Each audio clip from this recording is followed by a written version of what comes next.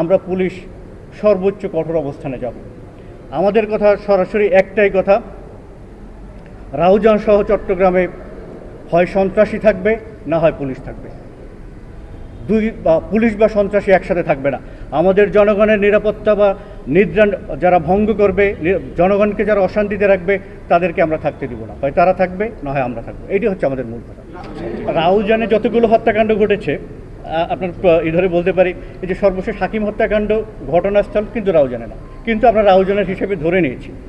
এর বাইরে আমরা 7টি হচ্ছে আধিপত্য বিস্তার সংক্রান্ত হত্যাকাণ্ড, বাকি 9টি যে হত্যাকাণ্ড ঘটেছে এইটা সহ ধরেছি। বাকি 9টি হত্যাকাণ্ডের মধ্যে রয়েছে গরু চুরি করতে গিয়ে মৃত্যু, পরকীয়ার কারণে মৃত্যু, পানিতে ডুবে মৃত্যু, মদ পান করে পানিতে পড়ে মৃত্যু এবং পারিবারিক দ্বন্দ্ব রয়েছে। তো এর মধ্যে আধিপত্য বিস্তারে রয়েছে 7টি। আলোচ্য বিষয় হচ্ছে আমরা পেপারে পত্রিকায় দেখি যে উদ্ধার করা হয়নি, গ্রেপ্তার করা হয়নি।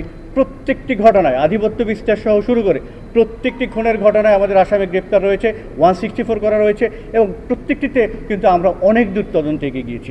আমরা আপনাদের কাছে আশা করব এই বিষয়গুলোকেও আপনারা যাতে জনসম্মুখে প্রচার করেন, যেটা মানুষের জন্য একটা আস্থার জায়গা হবে, মানুষের জন্য একটা ভরসার জায়গা হবে। ব্যবহৃত অস্ত্রগুলো কিভাবে অস্ত্র ব্যবহৃত হয়েছে, কিভাবে পরিকল্পনা করা হয়েছে, কে কোথায় থেকে এই হত্যাকাণ্ডে অংশগ্রহণ করেছে, সব বিষয়গুলো আমরা জানতে পারি। অস্ত্রগুলো কার কাছে ছিল এইটা জানতে গিয়ে আমরা সাকলাইন নামক একজনের সম্পৃক্ততার কথা জানি। সাকলাইনকে গ্রেপ্তার করা হয় এবং তার এক সহযোগী জিয়াকেও গ্রেপ্তার করা হয়। তাদের মাধ্যমে আমরা জানতে পারি কোথায় অস্ত্রগুলো লুকিয়ে রাখা হয়েছিল।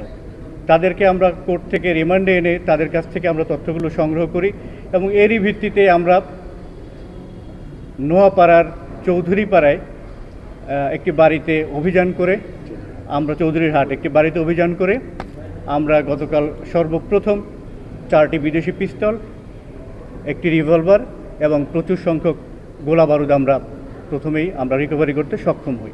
এবং সরাসরি হত্যাকাণ্ডে অংশগ্রহণ করেছেন, এখানে 5 জন ছিলেন অংশগ্রহণকারী, আর আরেকজন হয়তো গুলি করেননি, উনি অংশগ্রহণ করেছেন কিন্তু গুলি করেননি।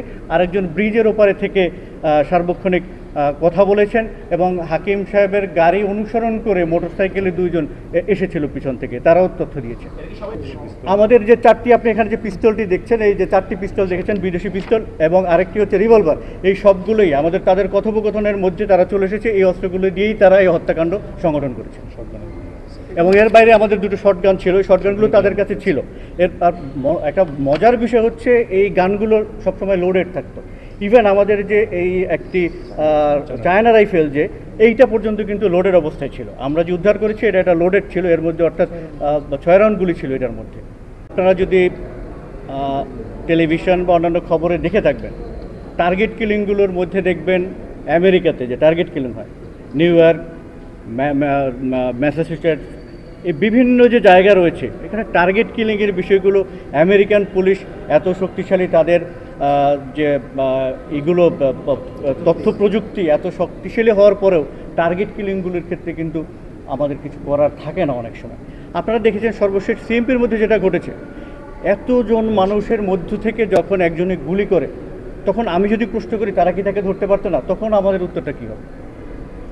ওই সময় তো পুলিশ এতজন ছিল না, সাধারণ মানুষ তো শত শত ছিল, রাজনৈতিক ব্যক্তিত্ব ছিল, সাহসী ব্যক্তি ছিল। পুলিশ তো একটা কর্ডনের বাইরে কাজ করে। যখন পালিয়ে গিয়েছে, আমার কাজ হচ্ছে পুলিশিং 2 ধরনের, প্রোঅ্যাক্টিভ আর রিঅ্যাক্টিভ। প্রোঅ্যাক্টিভ পুলিশিং না থাকলে সমাজে মানুষ বসবাস করতে পারতো না। টার্গেট কিলিংগুলো বন্ধে আরও উন্নততর প্রযুক্তি ব্যবহার করা হবে।